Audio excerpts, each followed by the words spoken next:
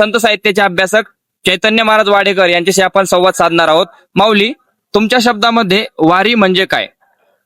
वारी आयुष्याचं जगण्याचं भान देणारी, जीवनामध्ये जीवन जगण्याची प्रगल्भता देणारी ही वारी आहे. आणि सर्वप्रथम मी नेहमीच आतापर्यंत महाराष्ट्रातल्या आबालवृद्धांना सांगत आलोय की वारी ही केवळ एक आध्यात्मिक गोष्ट नाही, तर आपल्याला सामाजिक जाणीव करून देणारी, जगण्याचं भान देणारी ही वारी आहे. आणि वारी जर आपल्याला काही शिकवत असेल तर वारी आपल्याला चालत राहायला शिकवते.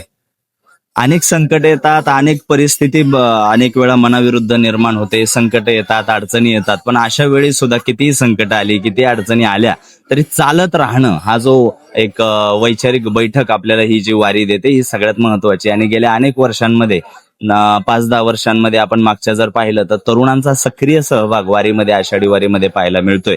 देश पातळीवर सर्वात मोठमोठ्या यात्रा आपल्या भारत देशामध्ये ज्या पाहायला मिळतात, जागतिक पातळीवर म्हटलं तरी काय हरकत नाही, तर त्याच्यामध्ये अमरनाथ असेल, त्याच्यानंतर वेगवेगळ्या ज्या देश पातळीवरच्या मोठ्या यात्रा आहेत त्याच्यामध्ये आषाढी वारी ही फार मोठी यात्रा गणली जाते, पाहिली जाते.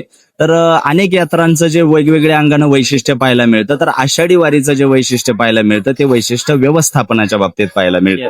एक मॅनेजमेंटचं एक्झाम्पल सेट करणारी ही वारी आहे. इथे जर बघितलं तर लाखोंच्या संख्येनं आलेल्या ह्या लोकांना कोणीही घरी निमंत्रण द्यायला गेलेलं नव्हतं.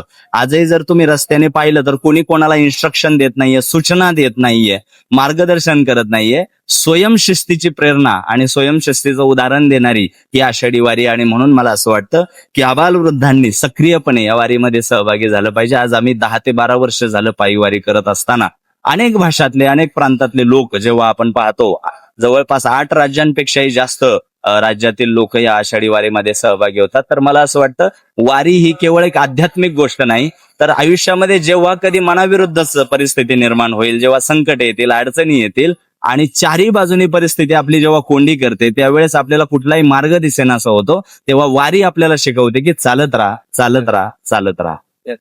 खूप भारी विश्लेषण दिलं माऊली. रामकृष्ण हरी. रामकृष्ण.